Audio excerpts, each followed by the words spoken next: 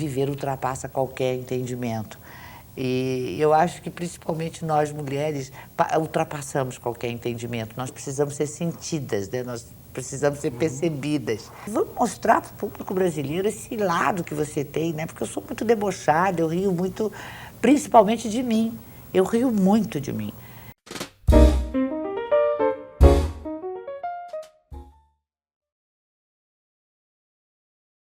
Olá, Uberlândia. Com muita alegria, o Jornal Correio volta hoje à tela do canal da gente, aqui na Image TV, dessa vez com o projeto Correio Entrevista. Nossa proposta é oferecer a você diariamente, de segunda a sexta, a oportunidade de conhecer melhor as pessoas que, com o seu trabalho, ajudam a construir essa grande cidade que é a Uberlândia.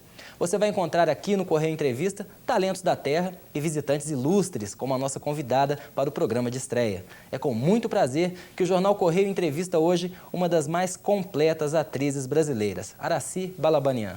Nos dando a honra de estrear esse Correio Entrevista, eu vou conversar aqui com uma das mais completas e mais queridas atrizes do Brasil, Aracy Balabanian. Aracy, eu queria começar falando um pouquinho sobre Clarice, que é esse espetáculo que você escolheu para marcar seus 35 anos de carreira. Como que você descobriu a Clarice e de que forma você se aproximou do trabalho dela ao ponto de fazer essa simbiose que a gente vê no palco, que é realmente impressionante? Obrigada. A história com Clarice começou há muito tempo. Eu estava meio perturbada, eu tinha acabado de perder meus pais e perdi muito próximo, pai e mãe, e achei que estava precisando de um apoio e fui procurar a psicanálise. E nesse momento em que você vai procurar a psicanálise, você começa a enfocar a vida de uma maneira mais pessoal mesmo, questionando o ser humano, questionando a vida, a morte, o amor, o desamor, o encontro, o desencontro, né? Nesse momento. E foi quando eu me deparei com os textos de Clarice, porque essa era a minha preocupação fundamental. E o primeiro livro que eu li dela foi Paixão Segundo GH. E eu digo até, tem no release, que quando você conhece Clarice, você se torna amiga dela para sempre. Mesmo que você leia toda a obra dela, você relê em determinados momentos da tua vida. O que está acontecendo com a tua vida te lembra... Conceito, né? Exatamente. É um livro quase que de cabeceira.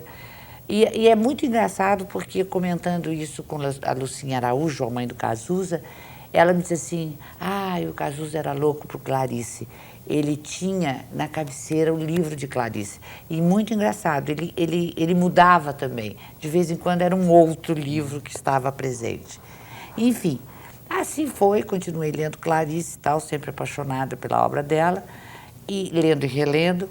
Quando, em 97, para comemorar os 20 anos da morte de Clarice, a Maria Lúcia de Lima me convidou para fazermos uma leitura dramática no Centro Cultural Banco do Brasil, para não deixar a data passar impune.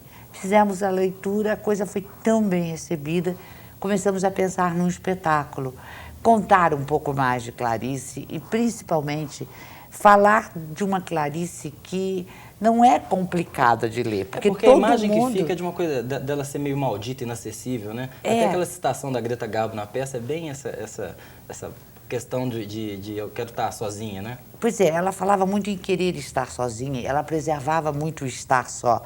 Mas, ao mesmo tempo, quando perguntada sobre ter filhos, ela dizia, eu quis ser mãe. Ela era muito amiga dos amigos, inclusive no espetáculo Clarice, Coração Selvagem, nós citamos o Tom Jobim fez poema para ela, o Chico Buarque fez poema para ela, pintores famosíssimos fizeram retrato dela, as pessoas também se apaixonavam muito por ela, porque ela era uma pessoa, não só como escritora, mas ela era uma pessoa apaixonável. Enfim, aí saiu o espetáculo Clarice, Coração Selvagem, para começar.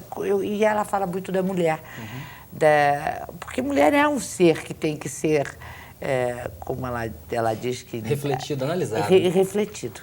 Porque ela costuma dizer que diz que viver ultrapassa qualquer entendimento. E eu acho que, principalmente nós mulheres, ultrapassamos qualquer entendimento. Nós precisamos ser sentidas, né? Nós precisamos ser percebidas. Então eu achei que ficava muito legal, inclusive, porque no dia 8 de março de 98, eu faria 35 anos, completaria mulher, 35 anos de profissão. Toda uma ligação, né? E eu quis falar um pouco sobre esta mulher maravilhosa. Agora é uma personagem que está muito forte, muito viva para as pessoas que se lembram dela, que se interessavam pela literatura, por ser contemporânea, né, e ter morrido há apenas 20 anos. Isso ajudou ou dificultou a composição da personagem? Eu vejo ali, por exemplo, no cartaz de divulgação, aquele rosto espelhado de vocês duas, né? E realmente a semelhança é muito grande, mas vocês não são mulheres que têm o mesmo tipo físico exatamente, tudo. Como é que foi essa composição da personagem? Você fez uma pesquisa? A nossa origem é mais ou menos parecida. Dela era filha de poloneses e vindos para o Brasil. A caminho do Brasil ela nasceu. Ela nasceu, como ela mesma diz, por acaso na Ucrânia. E veio com 2 meses para cá. Ela era brasileira naturalizada, mas se sentia absolutamente brasileira. E eu sou filha de armênios. Era de uma turminha lá de cima. Exato. Então, agora a preocupação com a identificação física foi a última coisa que a gente pensou. Nós pensávamos muito, desde o início, numa identificação de almas, numa identificação física mesmo. Eu, mulher, filha de estrangeiros, ela mulher, filha de estrangeiros, absolutamente apaixonados pelo Brasil, porque meu pai era uma pessoa apaixonadíssima pelo Brasil. E dizia muito isso: faço questão que vocês sejam bons brasileiros. E fazia mesmo, queria que todos nós estudássemos, eu estou dizendo todos nós, meus irmãos, nós éramos 7, né?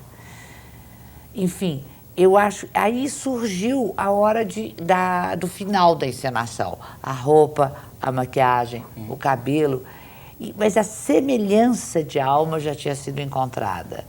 Tanto que hoje em dia tem uma atriz no Rio de Janeiro, bem mais jovem do que eu, fazendo a Clarice jovem.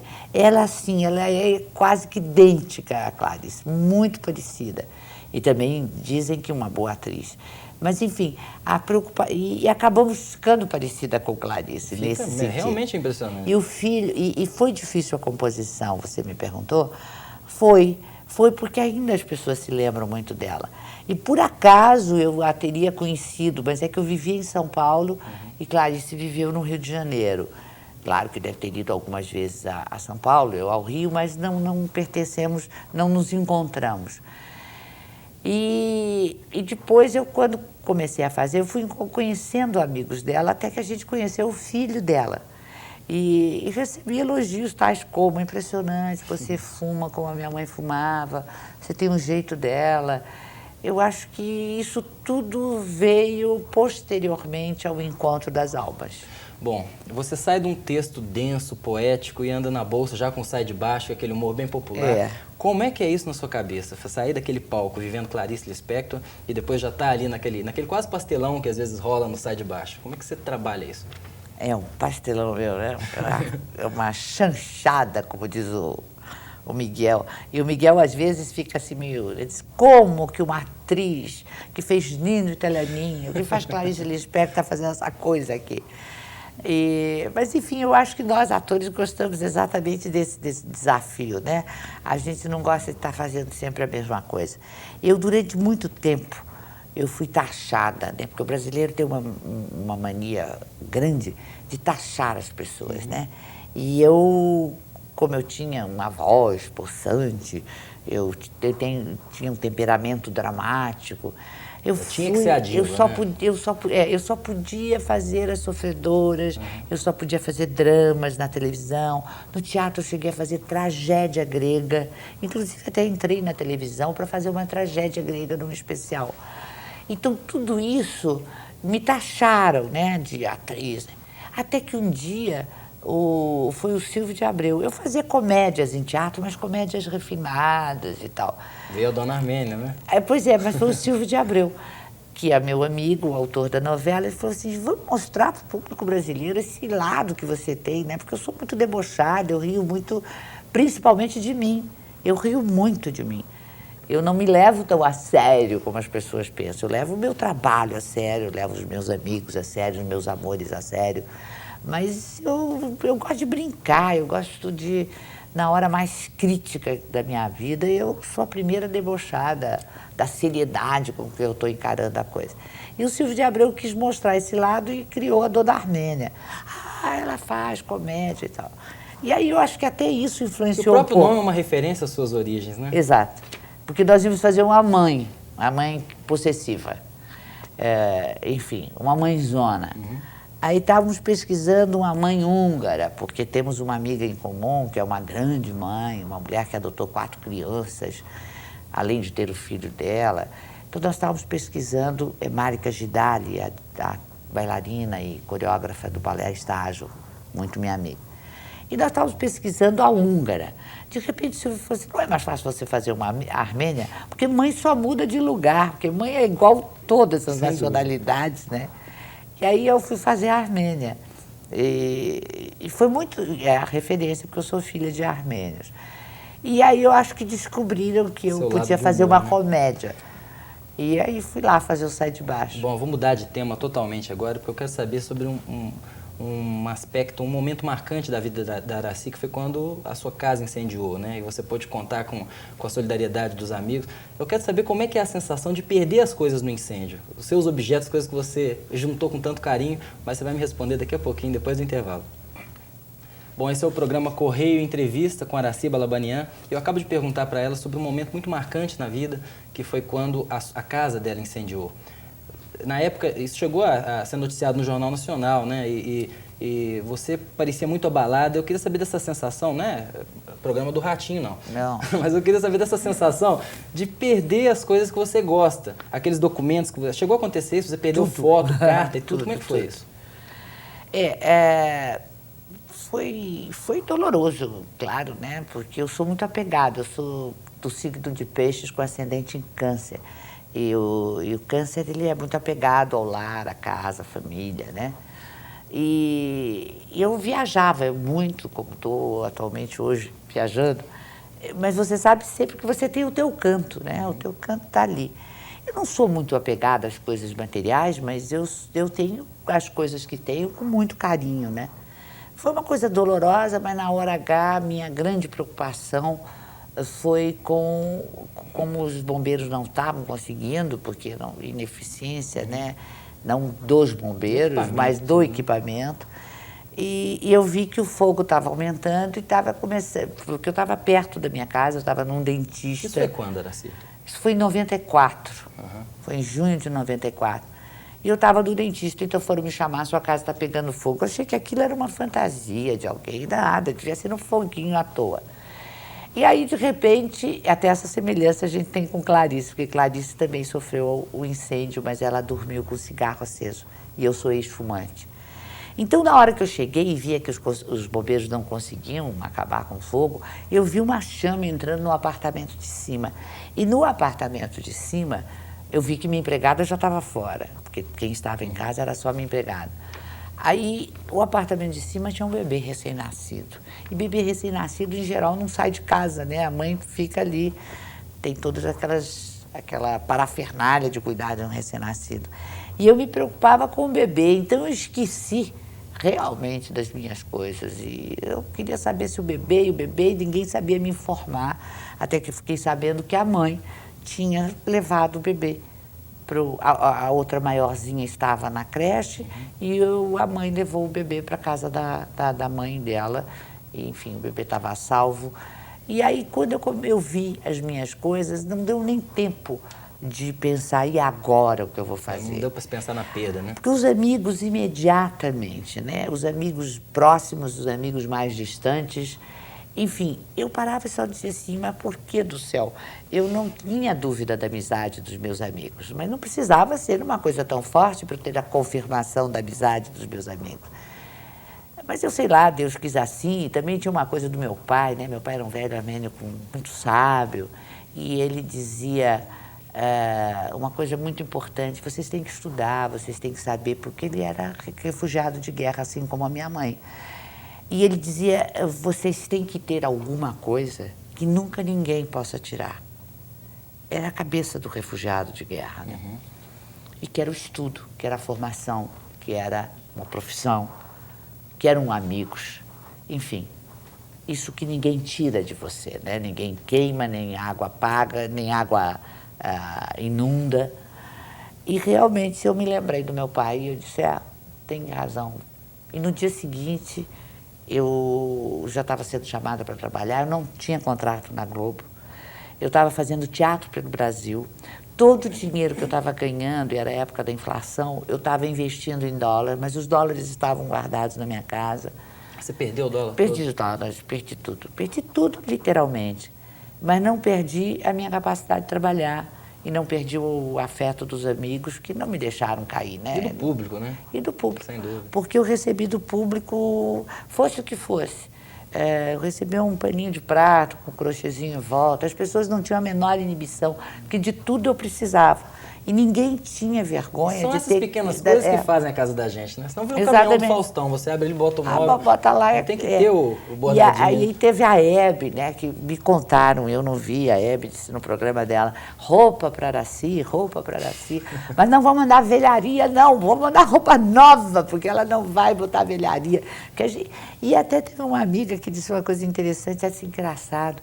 A gente, quando vai dar alguma coisa da gente, para um amigo, a gente vai no guarda-roupa e pega coisas que a gente não usa mais. E para você não, para você a gente pode dar o que não usa mais. Você não é uma indigente, você é a nossa amiga, que tem que se vestir direito. E foi assim, 7 horas da manhã do dia seguinte, a Arlete Salles estava com uma sacola, como boa nordestina, né, conhecendo as dificuldades da vida, uma sacola com calcinha, sutiã, uma calça de linho boa, uma camisa de seda, um sapatinho, porque ela sabia se ela tem que tomar banho, como é que ela vai trocar de roupa? Está na casa de uma outra amiga. E essa Arlete Salles, de origem nordestina e tal, isso, Arlete de manhã, eu durante o dia, vários amigos, e no final da tarde uma pessoa que todos imaginam em televisão, que sejam completamente opostos, quer dizer, a Arlete de um lado, quem chegou de tarde com a mesma sacola foi Beatriz Segal, também pensando de que eu precisasse de uma muda de roupa. E, enfim, Tony Ramos, Hebe, Cláudia Raia, aí é as coisas, né? Eu vou dar geladeira, vou dar... Não, aguardem, porque eu tenho que agora arrumar a casa. Eu não tenho aonde pôr essas coisas. E hoje a minha casa, se era bonitinha, é apartamento. Não é nada demais, eu sou apenas uma atriz de teatro, de televisão, não sou. Então, a minha casa era bonitinha, ficou mais bonita Renasceu ainda. das cinzas, né? É. Como a Fênix. Como a Fênix. Agora, Araci, você falou aí do seu velho pai armênio. Como é que foi esse seu começo no teatro e que tipo de estrutura a sua família te deu? Foi uma coisa de apoiar ou de, no começo, olhar de forma receosa? Como é que você entrou na carreira? Eu entrei muito assustada, porque eu tinha certeza que meu pai não ia aceitar, porque há pouco tempo atrás, na minha época, que já faz algum tempo, não era muito bonito uma família ter uma atriz. E meu pai era muito severo e não queria isso. Mas ele era um homem, como eu disse anteriormente, sábio. E ele dizia para mim, filha, é uma profissão que não é respeitada neste país. Uhum. E eu dizia, pai, eu vou fazer. E ele me impôs todas as dificuldades. Ele me impôs, tirou mesada, enfim. Mas eu tive paciência, eu fiz escola de arte dramática. E até que um dia, quando ele viu que não tinha mais jeito mesmo, ele me deu um carro, mas levou muito tempo. Lançou desafios e me disse, não, se você fosse... Ele era muito fã do Sérgio Cardoso. Se você fosse uma atriz como o Sérgio Cardoso... mas você não Mal sabia ele. Mal sabia ele. E quando eu contracenei, foi quando ele abriu a guarda. Ele disse, E aí ele entregou, aí virou fã, virou chat. E estou falando no Sérgio e me lembrando, e eu tenho que destacar isso, que Sérgio Cardoso, já falecido há uns 20 e poucos anos, o grande ator brasileiro, foi eleito o ator do século. E eu tenho uma grande alegria de ter tido a minha vida muito ligada a ele, principalmente nesse desafio do pai, e ter tido a possibilidade de contracenar com ele. Eu tive muitas dificuldades. Hoje não, né? Todos os pais querem que o filho vá cantar, vai ser jogador de futebol, vai ser ator. Mas até me perguntaram agora, o Carlinhos me perguntou agora se... mas hoje mudou, mas os pais querem que faça sucesso. Né? E é uma loteria para poucos escolhidos, né? Exato. Ninguém sabe, né? Porque nenhum pai eu acho que quer que o ator vá fazer teatro, como temos muitos atores aqui em Uberlândia, né? Nós temos uma escola de teatro aqui em Uberlândia. Eu digo nós temos porque é Brasil, mas não temos uma produção que local. É a Globo, né? Aí entra o mito da Vênus platinada mesmo. Não, mas não temos produção de teatro local, né? Os atores, ontem eu estava num restaurante... Hoje fazem bar, intervenções em fazem bar, performance, não tem uma como. produção. Sem dúvida. Então eu já peço aí para as pessoas, né, também pensarem nisso. Produzir, o público prestigiar aquela peça que vem também sem uma grande estrela, né? Porque uma coisa que a peça Clarice mostra e surpreende a gente é que a gente vai ver Araci e descobre 2 outros grandes atores em cena. Não é uma peça, não é um monólogo onde eles são escadas só para sua atuação, né? Não, que é o Marcelo Escorel, um grande ator de teatro, a Laura Arantes também, uma mineira, uma atriz que fez muito trabalho em Belo Horizonte. Enfim, você tem que começar a fazer no teu lugar, né? Todo mundo vai para o grande centro e os pais gostam hoje que os filhos sejam um sucesso. Mas para fazer sucesso precisa de um caminho. Tem que ter o background, né? Claro. Bom, o tempo voa quando o papo é bom. A gente vem para o nosso último bloco daqui a pouco e vamos falar um pouquinho sobre o futuro. O que a Araci está preparando para o futuro? A gente conversa aqui com a Araci Balabanian, quase no finalzinho da conversa. Eu queria saber dela um pouquinho sobre os planos para o futuro. Antes, eu te vi falando em outras entrevistas, esclarecendo esse mal-entendido que a imprensa ajudou a alimentar sobre o clima de trabalho no Sai de Baixo, né? Que todo mundo fala que era uma coisa horrível. Eu acho que a saída da Cláudia Gimenez colaborou um pouco para que isso acontecesse, né? Ficou aquele clima no ar. E ela se queixava muito do tipo de humor que agredia fisicamente, a agressão verbal do humor do Sai de Baixo. Isso já te incomodou alguma vez? E me fala um pouquinho sobre esse clima lá. Contaram coisas terríveis, né? E sempre o Luiz Gustavo, o Tatá, ou o Vavá, e eu nunca dissemos nada. Aí, quando muito perguntada, eu dizia, gente, tem que... Se realmente aconteceu tudo que as pessoas dizem, enfim, que a imprensa está divulgando, nós teríamos, no mínimo, 3 cadáveres, né? Agora, acontece que nós fomos nos adaptando, como tudo na vida. Um casal se adapta, um elenco se adapta. E hoje nós estamos realmente muitíssimo bem e felizes. Tanto que o que gerou, não foi gerado ali dentro, mas enfim, nós temos agora lá dentro do bastidor o bebê da Marisa Hort, né? Que tem 3 meses de idade, é um sonho, um menino lindo, a gente fica apaixonada, é uma dificuldade de ensaiar, porque está todo mundo com o bebê. Cadê? Está com o João Antônio, está com o João Antônio. Enfim, a gente conseguiu o entendimento que naturalmente faz parte do sucesso do programa. Porque eu acho que nenhum mau bastidor apresenta um bom espetáculo. Isso passa para as pessoas, né? Nenhum mau bastidor. Alegria, né? Eu fiz sucessos da vida, fiz vários sucessos, por exemplo, falei de Antônio Maria com Sérgio Cardoso, Nino Italianinho com Juca de Oliveira, enfim, novelas, a Dona Armênia, eu com aqueles rapazes. A gente se amava, a gente se gosta, essa é a minha gente, essa é a minha família, esse é o meu povo, né? Então, tanto que eu não admito que falem mal de ator. Perto de mim não falem. Podem julgar o trabalho está aí exposto. Mas falar da vida particular, não. Porque nós somos pessoas como outras quaisquer, que vivemos, que sofremos e que estamos exercendo um ofício. Mas você que vive a sogra, você já se sentiu agredida, assim, pelo menos? Você falou da agressão. Olha, eu recebi outro dia uma homenagem da Light como destaque de televisão. Foi uma homenagem muito, muito bonita, porque eles destacaram em televisão 4 pessoas, o Fernando Barbosa Lima como jornalista, Dias Gomes como dramaturgo, o Daniel Filho como diretor e eu como atriz.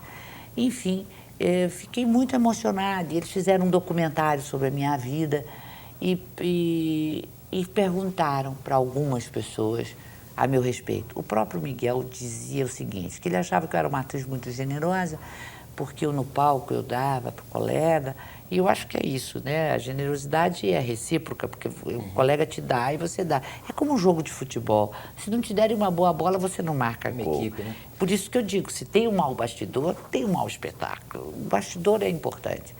E ele disse uma coisa que eu acho que eu vou responder, que eu acho que ele acertou. Eu não me sinto ofendida com as coisas que o Miguel brinca comigo. Eu não sou. Meu pai, o velho Rafael, o sábio Rafael, eu dizia, pai, o senhor é muito bom, o senhor às vezes passa por bobo. Ele disse, mas filha, eu não sou. Então, quando o Miguel, eu não me sinto agredida. Eu acho graça quando ele fala do laque do meu cabelo, quando ele fala da minha pele, enfim, quando ele faz as brincadeiras, porque eu acho que só brinca com você quem gosta de você. E eu não sou aquilo. E o público se diverte justamente porque eu não sou. Né? Então ele disse uma coisa muito interessante, nunca tinha me passado pela cabeça, que ao aceitar essa piada que ele faz sobre mim, eu estou, de uma certa maneira, revertendo a cena para mim. Sem dúvida. Ao rir da piada que está me ofendendo, eu estou rindo e estou transformando a cena minha. Bom, nem precisa dizer que o Sai de Baixo ainda tem muito tempo nos seus planos. Não sei se a gente aguenta, mas mais um ano vai dar e com muita E o que mais que você está alegria. preparando aí, além de Sai de Baixo? Bom, eu pensei que tinha acabado com Clarice no ano passado. Mas eu acho que ela está querendo. Ela se recusa a morrer, Ela se né? recusa. Não, é ir para um outro plano, né? Não é nem morrer, alguém outro fará a Clarice, porque ela é riquíssima, né? Mas eu, por enquanto, ainda estou pensando nisso e estou fazendo uma coisa que eu nunca tinha feito. Eu estou cuidando um pouco de mim, no sentido de andar, caminhar, fazer exercício. Já é uma ex-fumante, né? Eu sou uma ex-fumante. Então, eu estou gostando muito também dessa vida ao ar livre e tal. Então, queria aproveitar um pouco do tempo para mim também. Bom, Ana, para encerrar, vai ficar a cara da Marília Gabriela, que o cenário já é igual, mas eu não podia deixar de fazer um ping-pong com você, até por causa do ping-pong da peça, onde quem responde ali é a Clarice. Então eu quero saber o que a Aracy tem para dizer, assim, num jogo rápido sobre alguns temas. Um prazer fora do palco. É esse que eu contei, curtir a vida, a natureza. Uma cidade. Rio de Janeiro. Os paulistas que te perdoem, né? Não, mas é muito lindo, né? Não tem brasileiro. Modelo? Um modelo. Alguma coisinha que você se espelhe, que você procure Meu ser. pai. Que também foi dito, né? As respostas já vieram com a entrevista, né? É. Um vício e uma virtude. Sou muito obsessiva, né? Eu acho a ansiedade, a obsessividade, o perfeccionismo, defeito. Qualidade, eu acho que é perfeccionismo. Sempre dá certo, a gente acaba encontrando o meio termo. Uma qualidade que você descobriu com o tempo e um defeito que você perdeu com o tempo. Eu descobri com o tempo e aprendi com o tempo a paciência. A qualidade, eu acho que é uma qualidade. E o defeito que eu descobri com o tempo... O defeito que você perdeu com o tempo, que o tempo te ensinou. Que eu perdi com o tempo... Não vale dizer que é impaciência, né? Não. Era dar muita importância às coisas. Eu sou maníaca por limpeza, arrumação de casa. Hoje em dia, bobagem. Tá certo. Aracy, muito obrigado pela sua presença, pela sua gentileza, Foi um por ter prazer. depositado seu crédito num programa que está começando ainda. E a gente começa com o pé direito. Vocês vão ver muitas outras grandes entrevistas aqui, não da Aracy, mas até pegando carona no que ela disse, de gente que faz a cidade, que faz a vida da cidade. E que é importante também a gente abrir espaço e prestigiar.